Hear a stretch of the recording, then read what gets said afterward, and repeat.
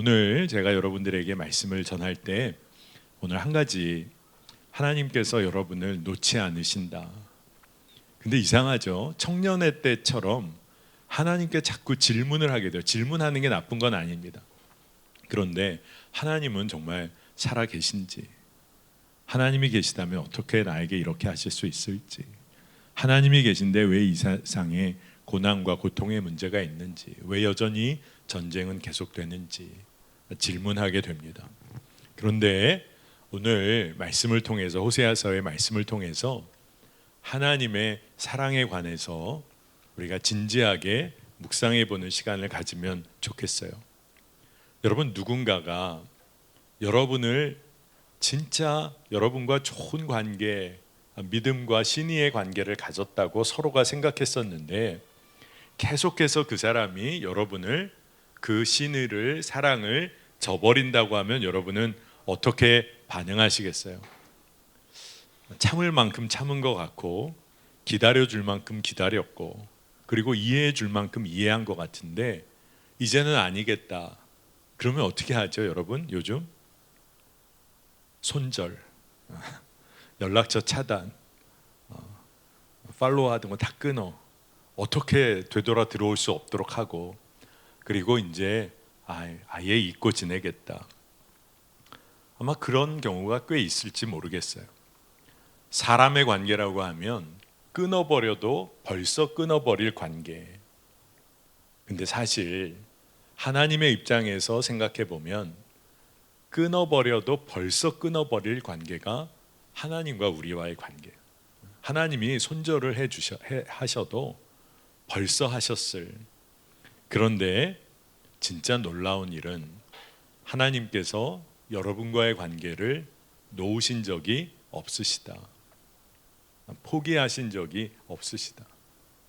여러분을 주의 제자로 부르시고 한 번도 여러분을 주의 뜻을 이루는 일에서 얘는 안 되겠다.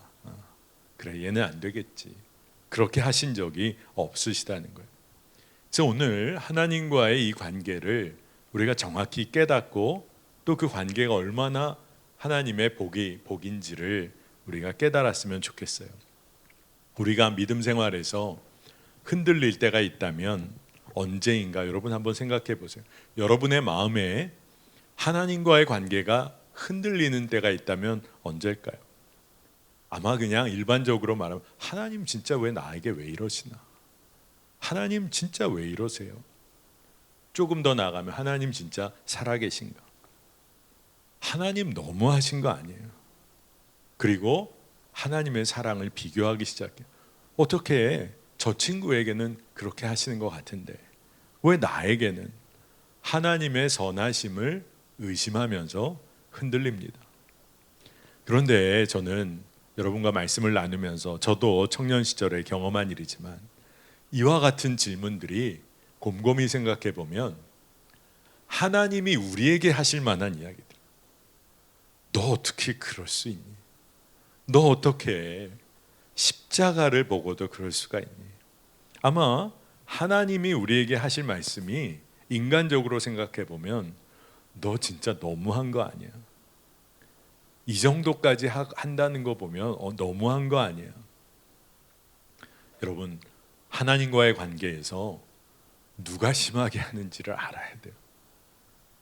여러분, 우리가 어떤 존재인지를 정확히 알 필요가 있어요. 오늘 말씀에 1절, 2절을 한번 봅니다.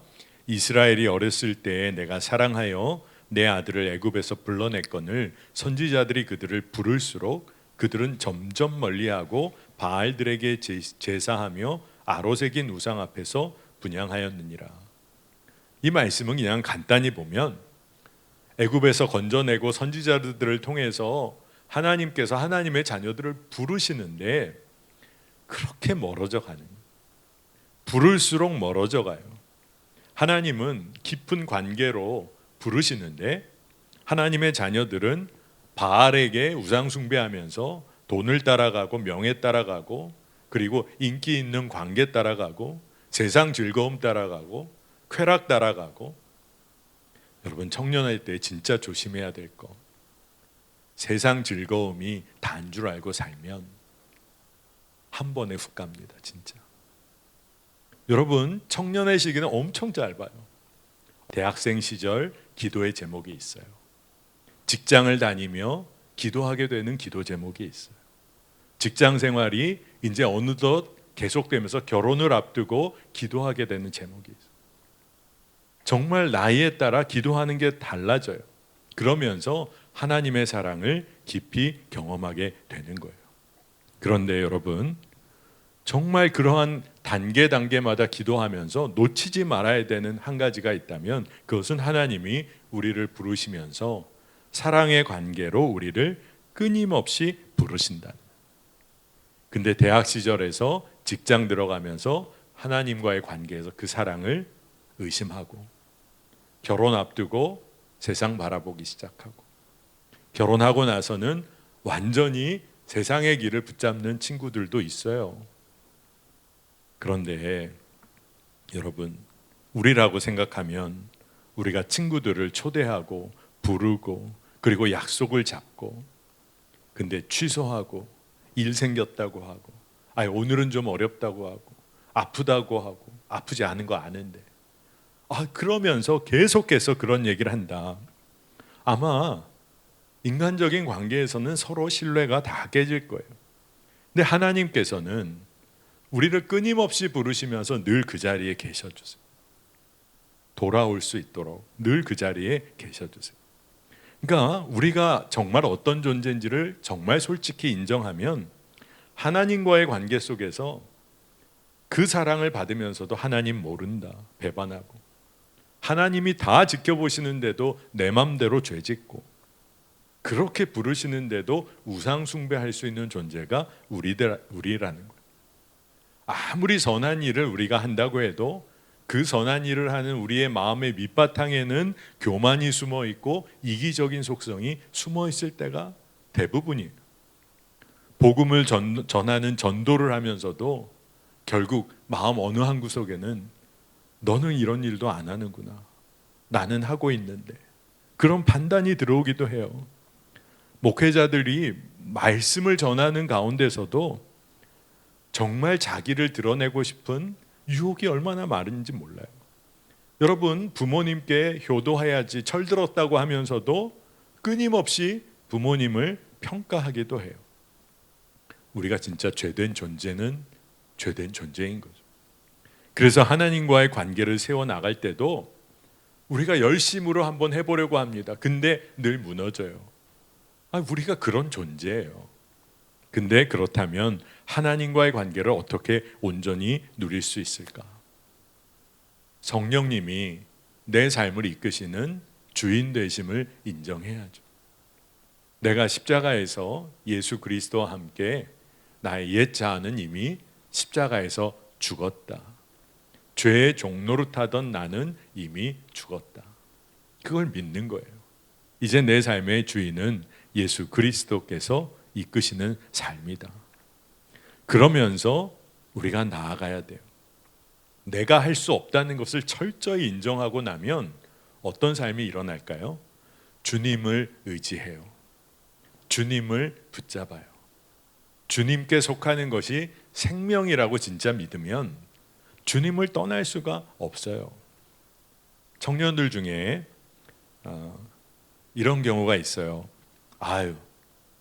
나는 우리 교회 마음에 안 들고, 우리 교회 왜 이렇게 해? 우리 교회는 너무 이 부분에선 이래. 그러면서 늘 우리 예전에 또래 담당 전도사님을 막 협박하듯이 나 언제든지 떠날지 몰라, 이런 식의 메시지를 던지는 청년들이 있어요. 그러면 제가 전도사님에게 뭐라고 할까요? 그러면 은혜 받을 수 있는 교회로 가라 그래. 우리 교회에 있으면서 상처받고 주님 떠나기보다 은혜 받을 수 있는 곳이 있으면 가서 거기서 주님 안에 거하도록 해. 근데 전도사님이 해주실 말씀은 꼭 우리 교회에 있으면 좋겠다. 우리 교회에서 함께 믿음 생활하면 좋겠다. 부족하고 연약하지만 여기서 같이 믿음 생활하자 하고 끝까지 붙잡아 주세요. 그러다가 떠나는 경우는 어쩔 수가 없죠. 그렇게 얘기하곤 했어요. 여러분, 오해하지 말고 들으세요. 끝까지 붙잡아도 떠나는 경우는 어쩔 수가 없더라고요. 자, 하나님이 우리를 끝까지 부르세요. 독생자를 주시기까지 우리를 사랑하세요. 여러분, 그런데도 주의 길에서 떠난 자들이 있다는 거예요. 그러니 얼마나 우리가 완악한 자임을 깨달아야 돼요. 그러나 한 가지를 기억합시다. 하나님과의 관계 가운데서 하나님은 한 번도 마음을 바꾸신 적이 없다. 그러니 오늘 예배하는 짧은 시간이지만 우리가 세상에서 누구를 의지하며 살지, 누구에게 도움을 청해야 할지, 내가 누구를 신뢰하며 살지, 이걸 정해야 돼요. 마음을 정해야 돼요. 여러분, 간 본다는 말 많이 하죠? 여러분, 진짜 솔직히 말하면 하나님과 다른 것 사이에서 얼마나 간 보며 삽니까? 아니에요. 마음을 정해야 돼요. 자, 하나님과의 관계를 우리가 누리는 자녀로 살 때 한 가지를 깨달아야 할 것이 있는데, 오늘 3절 말씀을 보면, 3절에 보면 하나님은 하나님의 마음이 거기에 표현되어 있어요. 걸음마를 가르쳐 주시고 팔로 안아주시고, 하나님께서 우리들을 고쳐주세요. 고치고 계세요. 근데 그거를 사람들이 몰라요. 4절 말씀을 보면 사랑으로 이끌어 주시고 멍에를 풀어주시고 가슴을 헤쳐서 젖을 물려줘도 사람들이 하나님의 그 사랑을 몰라요. 그러니까 하나님의 마음을 몰라줘도 너무 몰라주는. 그러니까 인간적으로 보면 진짜 해도 너무한 거죠. 몰라서 그랬다고 하면 그래도 이해할 수 있을지 모르겠는데 5절 말씀은 그대로 있는 그대로 보겠습니다. 그들은 애굽 땅으로 되돌아가지 못하겠거늘 내게 돌아오기를 싫어하니 아수르 사람이 그 임금이 될 것이라. 여러분, 이 말씀을 묵상하면 진짜 가슴 아픈 대목이에요. 하나님과의 관계에서 하나님이 말씀을 주시는데 내게 돌아오기를 싫어하니. 여러분, 사람과의 관계에서도 내가 그토록 사랑하고 그리고 좋아하고 너무너무 신뢰하는데 그 사람은 나와의 관계를 싫어한다. 그것처럼 마음 아픈 일이 어디 있어요? 근데 하나님께서 그러시는 거예요. 내게 돌아오기를 싫어하니. 그러면서 사람들이 하나님의 왕되심을 거부하고 세상의 제국을 왕으로 삼으며 산다는 거예요. 여러분, 우리 인생이 왜 그렇게 아프고 상처받게 될까요? 하나님이 아니라 다른 것을 왕으로 삼아서 그래요. 그 얘기는 뭐냐 하면 다른 것을 사랑해요. 내 삶의 주도권을 세상의 엉뚱한 것에 내어줘요. 상처받는 게 당연해요. 상처받는 게 당연하죠. 세상은 언제든지 날 모른다고 해요. 그런데 여러분을 생명 다해 사랑하시는 분께 여러분의 삶의 주도권을 내어 드려야 돼요. 7절에 내 백성이 끝끝내 내게서 물러가나니 비록 그들을 불러 위에 계신 이에게로 돌아오라 할지라도 일어나는 자가 하나도 없도다. 하나님은 한 번도 포기하지 않으시고 우리를 부르시는데, 그런데 하나님께로 돌아오라고 해도 일어나는 사람이 한 사람도 없다는 거예요. 여러분, 이제는 여러분 더 이상 그런 얘기 하지 마시기를 바라요. 하나님 너무해요. 하나님 어떻게 저에게 이렇게 하세요? 하나님 진짜 살아계신 거 맞습니까? 여러분, 성경을 읽어보세요. 하나님이 우리에게 하실 말씀일지 몰라요. 그런데 여러분, 오늘 여러분에게 한 가지 도전합니다. 하나님이 부르세요. 그때 세상의 사람들, 어떤 사람도 하나님이 내게로 돌아오라, 하나님이 부르실 때 저 여기 있습니다, 제가 하나님께 돌아갑니다, 그렇게 일어나는 한 사람이 꼭 되시길 바라요. 돌이키면 돼요. 하나님께로 돌아가면 되는 것입니다. 우리는 하나님과의 관계 가운데서 하나님의 사랑까지도 평가하려고 해요. 여러분, 사랑은 평가의 대상이 결코 아니에요. 하나님의 사랑을 얼마나 헤아리기 어려운지. 여러분, 찬송가, 여러 가지 찬송가가 있지만 여러분 아마 요즘 찬송가 부르는 세대가 아닌지 모르겠지만 찬송가 중에 그 크신 하나님의 사랑이란 찬송이 있어요. 그 크신 하나님의 사랑 말로 다 형용 못하네. 저 높고 높은 별을 넘어 이 낮고 낮은 땅 위에 죄범한 영혼 구하려 그 아들 보내사 화목제물 삼으시고 죄 용서하셨네. 하나님 크신 사랑은 측량다 못하네. 영원히 변치 않는 사랑 성도여 찬양하세요. 이러면서 이 찬양이 참 아름답게 쓰여진 게 하늘을 두루마리 삼고 바다를 먹물 삼아도, 그러니까 바다를 잉크 삼아서 하나님의 사랑에 대해 쓰고 써도 다 기록할 수가 없다고 노래하고 있어요. 하나님의 사랑이 얼마나 놀랍고 깊고 넓은지. 여러분, 이 사랑을 누리고 계세요? 내가 펜을 잡고 쓰기 시작했는데 끝나질 않아요. 하나님이 얼마나 사랑하시는지. 근데 자녀라면, 하나님의 자녀라면 그 사랑을 마땅히 누려야 돼요. 하나님의 간절한 마음을 오늘 여러분 꼭 기억하세요. 오늘 8절에 에브라임이여 내가 어찌 너를 놓겠느냐, 이스라엘이여 내가 어찌 너를 버리겠느냐, 내가 어찌 너를 아드마같이 놓겠느냐, 어찌 너를 스보임같이 두겠느냐, 내 마음이 내 속에서 돌이키어 나의 긍휼이 온전히 불붙듯 하도다. 내가 어찌 너를 놓겠느냐, 내가 어찌 너를 버리겠느냐. 오늘 이 말씀에 아드마, 스보임 이 지역은 소돔과 고모라처럼 죄를 지었던 그런 지역을 말해요. 그런 죄악된 삶을 살았을지라도 내가 너를 어떻게 놓겠느냐, 내가 너를 어떻게 버리겠느냐. 그래서 하나님은 내 마음이 긍휼이 불붙듯 하도다. 진짜 하나님은 여러분을 사랑하세요. 포기하지를 못하세요. 그래서 하나님이 원하시는 것은 내가 결코 진노하지 않고 내가 결국 불러서 자녀가 마땅히 거해야 할 곳으로 이르도록 하시겠다는 거예요. 그 표현이 오늘 11절에 나오는데, 그들은 애굽에서부터 새같이 아수르에서부터 비둘기같이 떨며 오리니 내가 그들을 그들의 집에 머물게 하리라. 진짜 놀라워요.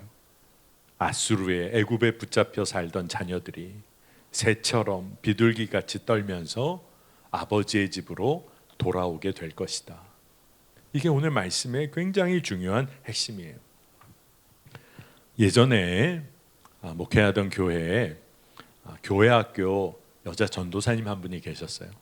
근데 이 전도사님이 감기 기운이 좀 심하게 오고 폐렴기가 있었는데 병원에 가서 진료받고 치료를 받고 그냥 이제 잘 회복하면 된다 이렇게 판단을 받았는데, 악화가 되면서 그게 급성 폐렴이 엄청 심해지면서 걷잡을 수 없이 문제가 생기기 시작했어요.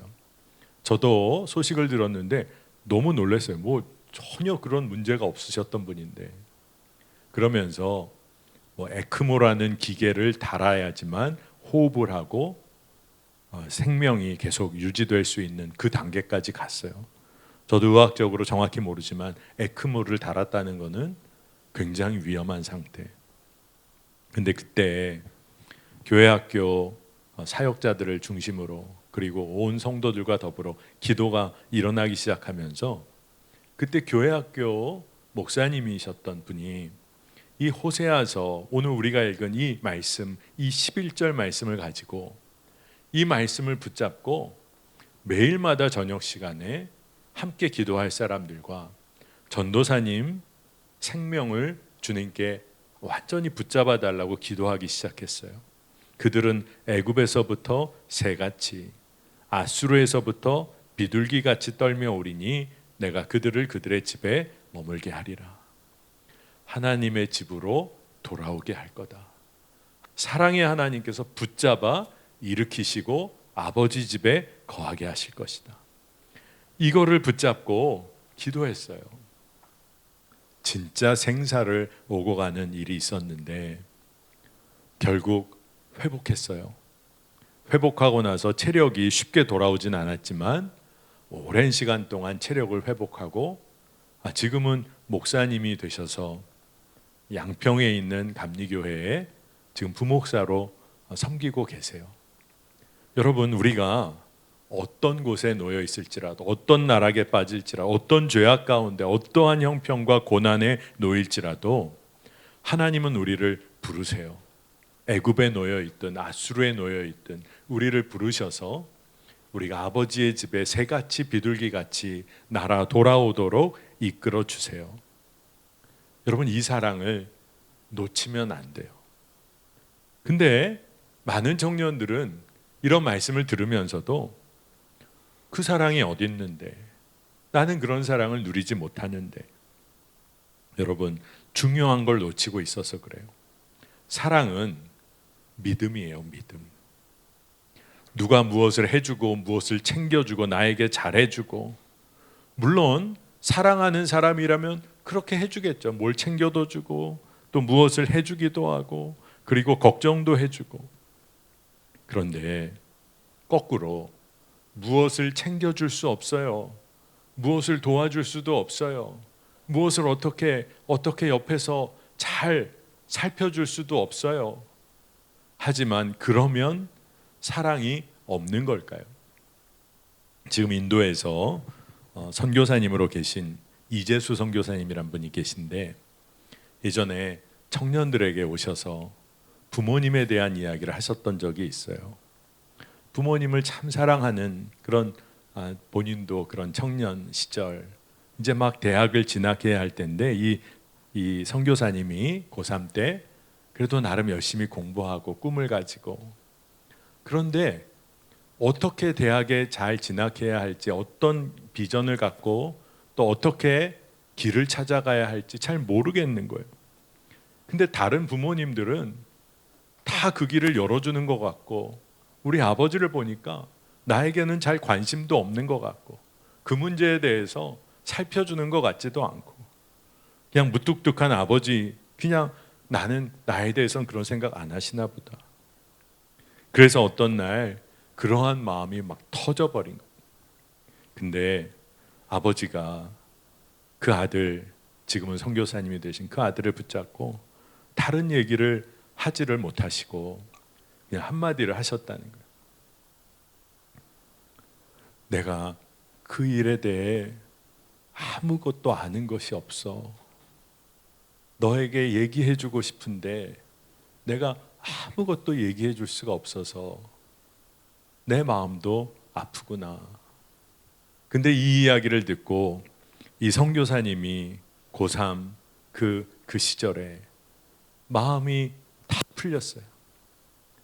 아버지가 열심히 일하셨어요. 그런데 뭐 입시나 어떻게 대학 가고 어떤 그런 거 아무것도 모르세요. 그냥 자녀 위해 그냥 일하신 거예요. 근데 결국 말씀하시는, 내가 여기에 대해 아무것도 몰라서 아무것도 해줄 수가 없구나. 근데 그 이야기를 듣고 나니까 이 선교사님의 마음에 아무 문제가 될 게 없어요. 아버지의 사랑이 붙잡아지고 믿어지니까 아무것도 문제가 되지 않는 거예요. 여러분, 누군가 날 사랑한다는 것을 무슨 기준으로 알 수 있는 거예요? 돈천을 해줘야 날 사랑하는 겁니까? 아니잖아요. 다른 어떤 게 아니라 그 사람이 날 사랑한다는 게 믿어지면 다 되는 거예요. 그 사랑이 믿어지면 되는 거예요. 아마 우리 청년들 중에 안 믿어지면 어떡합니까? 안 믿어지면. 하나님의 사랑, 날 위해 생명 주신 사랑 안 믿어져요. 그러면 저는 꼭 질문하고 싶어요. 그럼 안 믿어지는 거 좋은데 그 사랑관에서 정말 믿고 싶어? 믿어지면 좋겠어? 하나님의 사랑이 믿어지면 좋겠다는 마음이 있어? 여러분, 그 믿음을 달라고 기도해 보세요. 하나님이 날 사랑하신다고 하는데 진짜 그렇다면 하나님이 날 사랑하심을 믿게 해주세요. 믿음이 부어지게 해주세요. 여러분, 그 사랑이 믿어지길 원한다고 기도해 보세요. 하나님을 더 분명히 경험하길 원한다고 기도해 보세요. 하나님의 사랑이 믿어지면 구원의 십자가도 이건 장난이 아닌 거예요. 말할 수 없는 은혜를 경험하는 거예요. 로마서 1장 16절에 내가 복음을 부끄러워하지 아니하노니 이 복음은 모든 믿는 자에게 구원을 주시는 하나님의 능력이 됨이라. 먼저는 유대인에게요 그리고 헬라인에게라. 모든 자에게 구원을 주시는 복음의 능력. 그런데 이 복음을 누리는 자는 하나님의 자녀된 자예요. 근데 이것을 믿음으로 누리는 거예요. 여러분, 하나님과 우리 사이, 아버지와 자녀의 관계는 한 번도 변한 적이 없어요. 주님이 말씀하시기를 호세아서 14장 1절에서 3절을 좀 이어서 보면 조금 길지만 주목해 봅시다. 이스라엘아, 내 하나님 여호와께로 돌아오라. 내가 불의함으로 말미암아 엎드러졌느니라. 너는 말씀을 가지고 여호와께로 돌아와서 아뢰기를 모든 불의를 제거하시고 선한 바를 받으소서. 우리가 수송아지를 대신하여 입술의 열매를 주께 드리리이다. 우리의 손으로 만든 것을 향하여 너희는 우리 신이라 하지 아니하오리니 이는 고아가 주로 말미암아 긍휼을 얻음이니이다 할지니라. 아멘. 이 말씀은 다른 얘기 아니에요.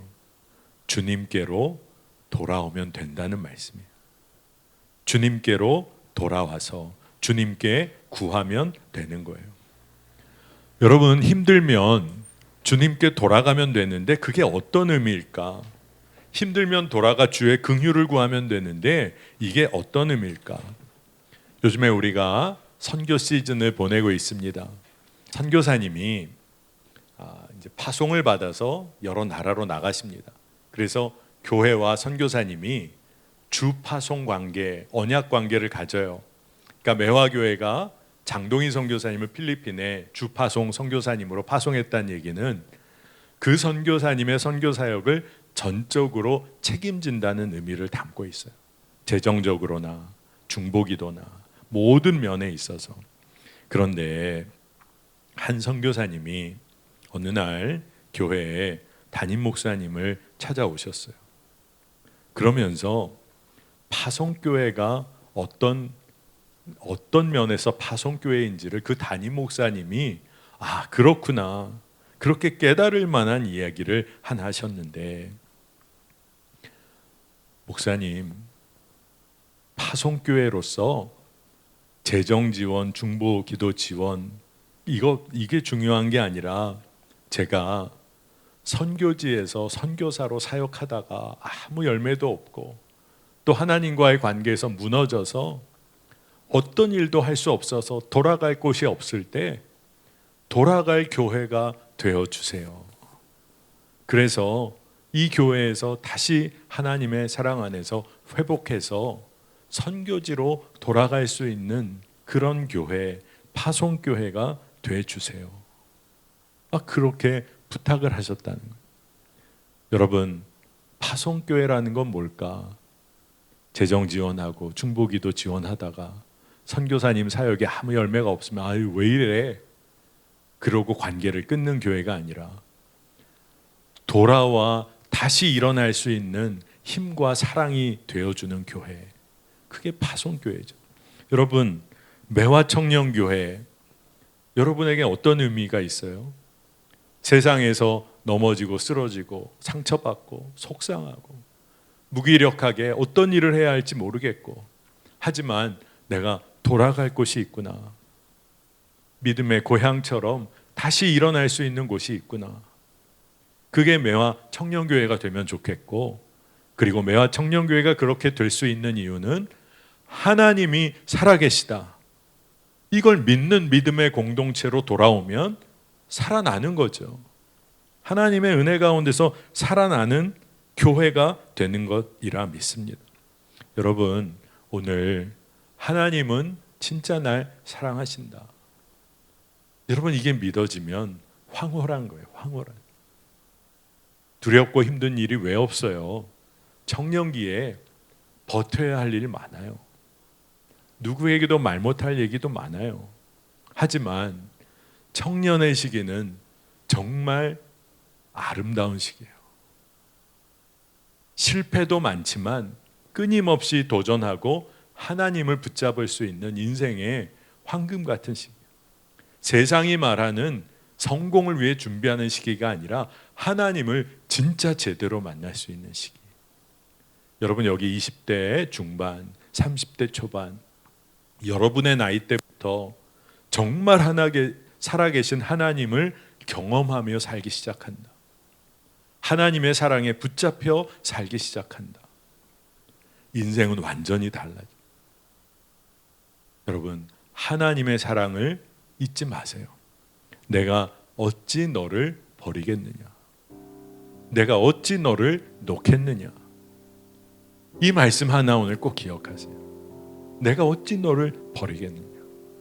오늘 그 주님으로 인해 여러분 어떤 상황 가운데 지금 있을지라도 여러분의 마음이 회복되고 소망이 다시 부어지는 은혜가 있기를 축복합니다.